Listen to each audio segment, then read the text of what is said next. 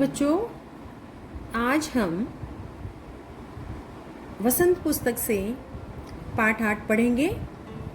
पाठ 8 है एक कविता। कविता का नाम है शाम एक किसान। इस कविता के कवि हैं सर्वेश्वर दयाल सक्सेना जी। इन्होंने अपनी कविता में शरद ऋतु का वर्णन किया है। शरद का अर्थ है सर्दी का, सर्दी की ऋतु का वर्णन किया है। इस कविता में कवि ने निर्जीव चीजों की तुलना सजीव के साथ की है। जहां ऐसा होता है निर्जीव की तुलना हम सजीव के साथ करते हैं तो वहां मानवीकरण होता है। इस कविता में शाम के समय का दृश्य बिल्कुल स्वाभाविक असली दर्शित किया है।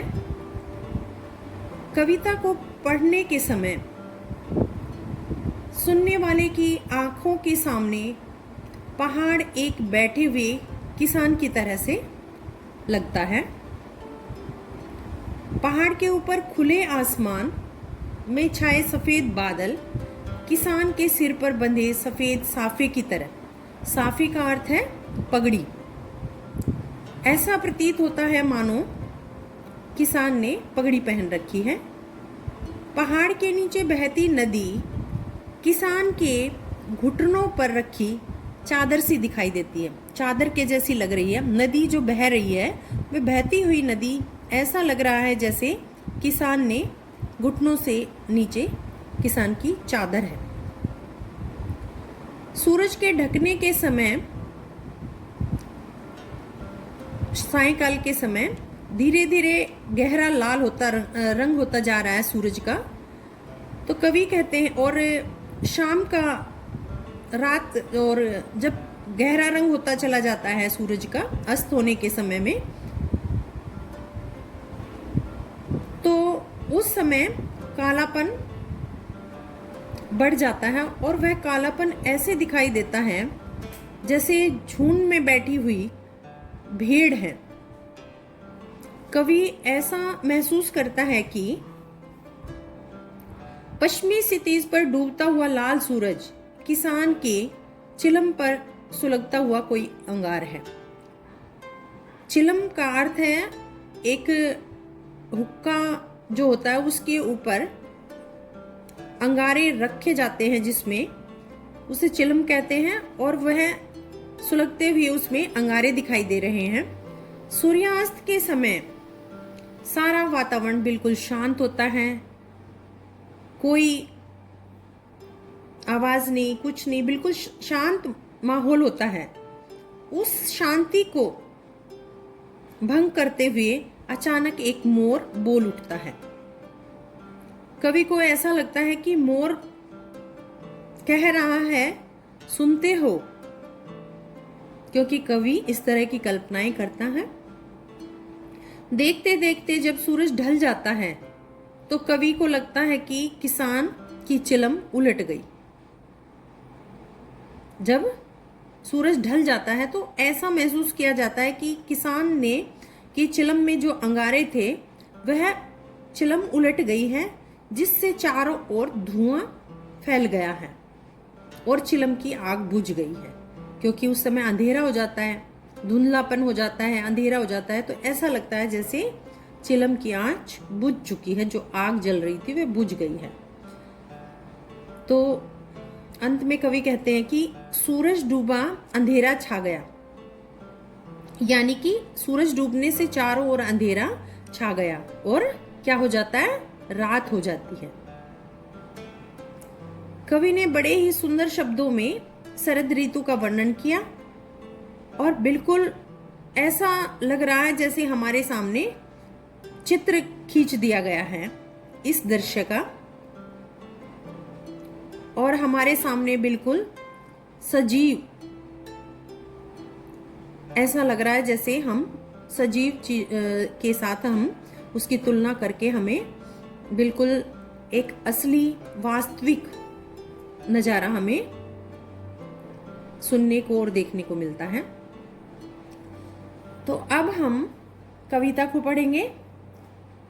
तो पहली पंक्तियों में कवि क्या कहते हैं?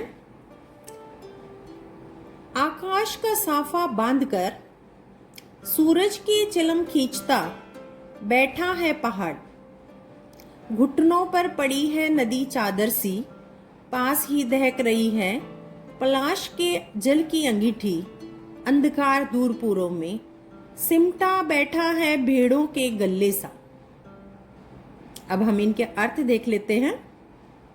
पगड़ी, साफा जो है उसका अर्थ होता है पगड़ी, जो किसान ने पहन रखी है, तो इसे हम पगड़ी कहते हैं। चिलम हुक्के या हाथ में लेकर मिट्टी का बना पात्र जिससे धूम्रपान किया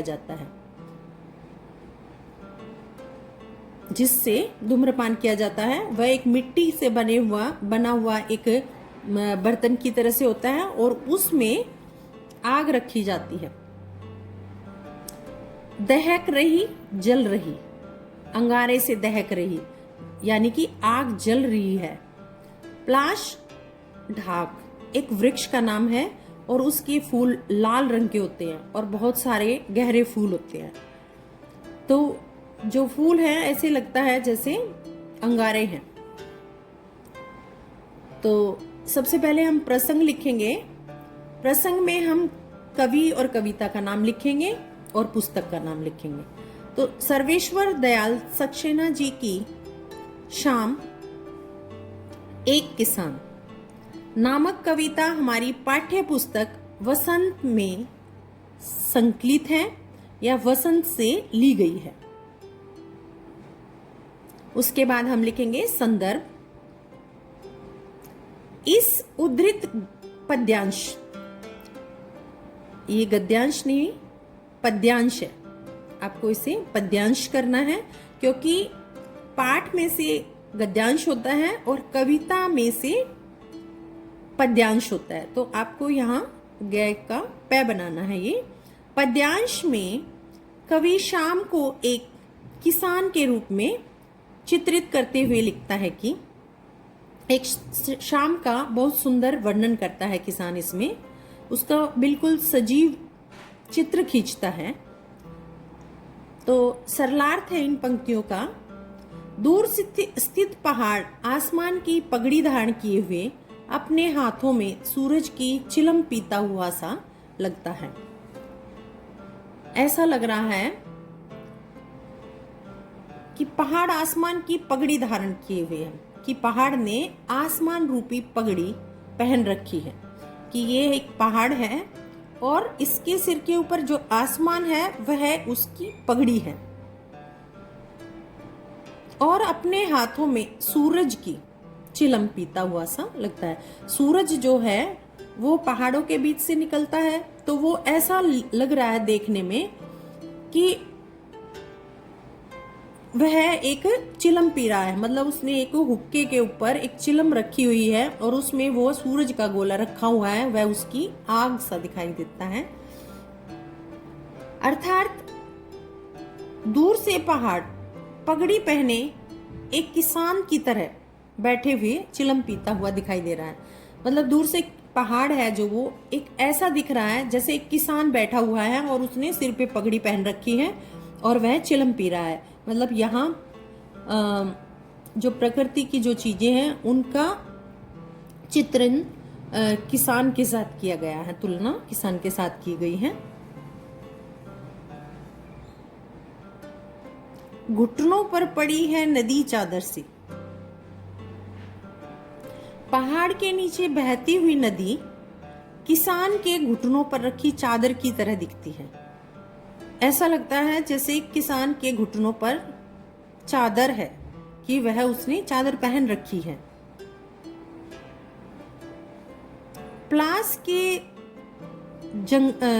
पास ही दहक रही है प्लास के जंगल की अंगीठी। पहाड़ पर उगा लाल फूलों से लदा प्लास या ढाक का पेड़ उसके पास रखी जलती हुई अंगीठी सा दिखाई देता है। ऐसा लग रहा है कि एक कोई अंगीठी जल रही है, क्योंकि प्लास के फूल लाल लाल होते हैं, पूरा पेड़ बहुत गहरा लाल रंग का होता है, तो वह उसकी तुलना आग के साथ की, दहकते हुए अंगारों के साथ की गई है। उसके बाद है अंधकार दूर पूर्व में सिमटा बैठा भेड़ों के गले सा।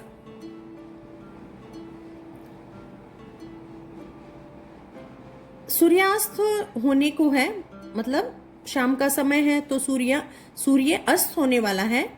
धरती के पूर्वी क्षितिज, पूर्व की तरफ आकाश जहां प्रतीत होता है जैसे वहां मिल रहा है, वह धीरे धीरे अंधकार गहराने लगता है। धरती के पूर्वी छोर पर, पूर्व की तरफ, पूर्व के किनारे की तरफ गहराता अंधकार, अंधकार गहरा होता जा रहा है, क्योंकि सूर्य अस्त हो रहा है, सूर्य छिप रहा है, तो अंधकार होता जा रहा है। किसी सिमटे हुए भेड़ों के झुंड सा दिखाई दे रहा है। ऐसा लग रहा है जैसे कोई भेड़ों का झुंड, समूह जो वहां पर दिखाई दे रहा है, ऐसा प्रतीत हो रहा है। तो अंधकार का चित्र भेड़ों के झुंड के साथ किया गया है। तो इन पंक्तियों का भाव क्या है? इन पंक्तियों का भाव यह है कि शाम के समय पहाड़ दिन भर से थके हारे चिलम पीते किसी किसान की तरह अपनी थकावट उतारता सा प्रतीत हो रहा है। ऐसा लग रहा है जैसे कोई किसान दिन भर के काम से थका हुआ शाम के समय आराम करता हुआ और एक हुक्का भरकर चिलम पीता हुआ सा अपनी थकावट दूर कर रहा है। अचानक बोला मोर, जैसे किसी ने आवाज दी, सुनते हो? चिलम ओंधी, धुआं उठा, सूरज डूबा, अंधेरा छा गया। ओंधी का अर्थ है उलट देना। ओंधी मीन्स उल्टा कर देना किसी चीज को। चिलम मिट्टी से बना एक पात्र। प्रसंग सर्वेश्वर दयाल सक्सेना जी की शाम एक किसान नामक कविता हमारी पाठ्य पुस्तक वसंत भाग 2 से ली गई है या में संकलित है, किसी तरह से भी आप लिख सकते हैं। संदर्भ, इस काव्यांश में या इस पद्यांश में कवि मोर, काव्यांश भी लिख सकते हैं हम और पद्यांश भी लिख सकते हैं, में कवि मोर की आवाज को शाम होने का संकेत मानते हुए लिखता है कि शाम होने का समय है और मोर बोल रहा है। सरलार्थ, इन पंक्तियों को हम सरल अर्थों में लिखेंगे। अचानक बोला मोर, जैसे किसी ने आवाज दी, सुनते हो? तभी अचानक दूर कहीं से, सब कुछ, पूरा वातावरण शांत है, सब कुछ बिल्कुल, माहौल बिल्कुल शांत है, तो दूर से कहीं मोर के बोलने की आवाज सुनाई देती है।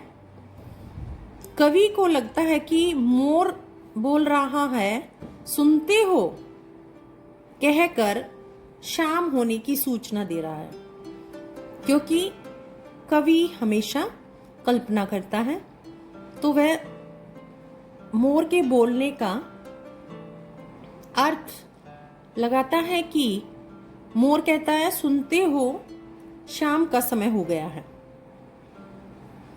चिलम ओंधी, धुआं उठा, सूरज डूबा, अंधेरा छा गया। तभी धीरे से सूरज पर, क्षितिज पर गायब हो जाता है और यह कहते हुए, ऐसा सुनते हुए ऐसा लगता है जैसे सूरज यह कहकर ढल गया है। अस्त हो गया है, चारों ओर अंधेरा छा जाता है। ऐसा लगता है किसान ने अपनी दहकते अंगार, यानी कि बहुत तेज जलते हुए अंगार जो हैं आग के, चिलम को अब उलट दिया है। जो किसान चिलम पी रहा था बैठकर, ऐसा प्रतीत हो रहा है कि अब किसान ने वह अपनी चिलम जो है उलट दी है। शरद ऋतु के कारण वातावरण में कोहरा तैरने लगता है, तो कवि को लगता है कि किसान द्वारा चिलम उलट दिए जाने से धुआं फैल गया है। तो कोहरा में का अर्थ है धुंधला होना। तो शाम के समय धुंधलापन छा जाता है और ऐसा लगता है कि चिलम उलट देने से चारों तरफ धुआं फैल गया है। तो इन पंक्तियों का भाव यह है कि सूरज डूबने से चारों ओर अंधेरा छा जाने से धुएं के फैलने का आभास होता है। अंत कवि कहता है कि सूरज डूब चुका है। कवि कहता है कि सूरज अब अस्त हो चुका है और चारों ओर अंधकार छा गया है और वातावरण में बहुत अधिक शांति हो गई है और अंधेरा छा गया है। तो ये है हमारी कविता। तो इन कविता के दोनों पद्यांश आपको पढ़ने हैं और कॉपी में लिखने हैं।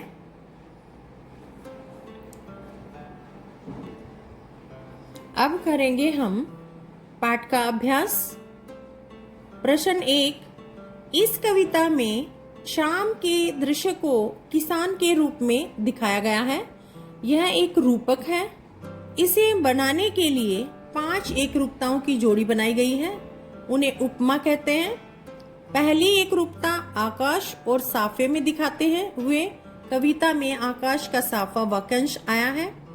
इसी तरह तीसरी एकरूपता नदी और चादर में दिखाई गई है, मानो नदी चादर सी हो। अब आप दूसरी, चौथी और 5वीं एकरूपताओं को खोज कर लिखिए। तो ये हमने पाठ पढ़ा है। तो जो कविता पढ़ा है उसमें इस तरह के ये शब्द आए हैं, तो आपको उसमें से ढूंढ कर लिखने हैं। तो पहला क्या है? आकाश का साफा, आकाश की पगड़ी। ख, सूरज की चिलम। ग, नदी चादर सी, नदी की चादर की तरह से। घ, जंगल की अंगीठी। ड़, भेड़ों के गले सा, भेड़ों के झुंड सा। प्रश्न 2, शाम का दृश्य अपने घर की छत या खिड़की से देखकर बताइए। तो ये तो आप देख सकते हो और लिख भी सकते हो इस प्रश्न को। शाम कब से शुरू हुई? सर्दियों की ऋतु में दिन छोटे होते हैं और गर्मियों की ऋतुओं में दिन बड़े होते हैं और रात छोटी होती है, और सर्दियों में दिन छोटे और रातें बड़ी होती हैं। शाम की गोधूली वेला के तुरंत बाद ही शाम घिरने लगती है। सूर्य अस्ताचल की ओर प्राय 5:30 बजे तक जा चुका होता है। सर्दियों के दिन में सूर्य जल्दी अस्त हो जाता है और गर्मियों के दिनों में सूर्य का अस्त होने का समय लेट होता है, जो कि 6:30 और 7 बजे तक होता है। ख, तब से लेकर सूर्य डूबने में कितना समय लगा? 5:30 बजे शाम को छत पर चढ़कर सूरज डूबने में अधिकतम 10 मिनट ही लेता है। आप यह दृश्य अपनी छत पर चढ़कर देख सकते हैं और आपको यह चीज पता चल जाएगा। शाम 5:40 तक सूरज पूरी तरह पश्चिमी छोर में जाकर छिप जाता है। 10 मिनट में ही वह डूब जाता है। ग, इस बीच आसमान में क्या क्या परिवर्तन आए? इस बीच में आसमान में क्या क्या परिवर्तन होते हैं? अस्ताचल की ओर बढ़ते सूरज की रोशनी धीरे हो जाती है, मध्यम होने लगती है, मीन्स इसका अर्थ है धीरे धीरे कम होनी शुरू हो जाती है।